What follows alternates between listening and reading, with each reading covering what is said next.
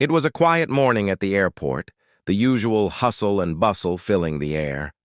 I stood in line at the security checkpoint with my daughter, who, at the age of 8, had already learned to navigate the world with the help of her white cane. My daughter is blind, but she's independent and proud of her ability to get around on her own. She gripped her cane tightly as we moved through the line, waiting to have our bags scanned.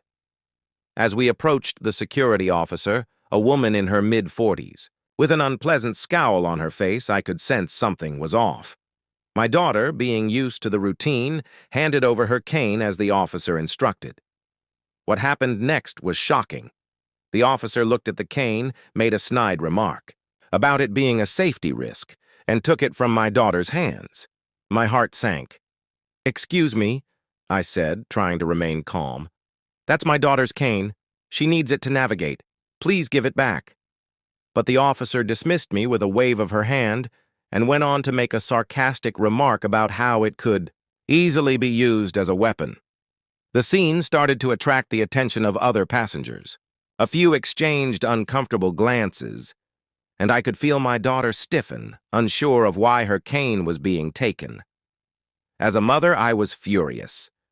My daughter, despite her condition, had always been treated with kindness and respect by those around her, but this was different. The officer's actions were not just inappropriate, they were cruel. I demanded to speak to a supervisor. Within moments, a manager arrived and quickly assessed the situation. The officer had made a mistake. This was a service cane, not a weapon.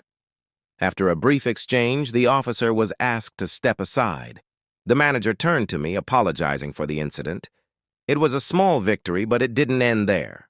Within 3 minutes, I overheard the supervisor telling the officer she was being fired for her behavior. The entire security staff was visibly uncomfortable as the officer packed up her things, clearly embarrassed by the ordeal.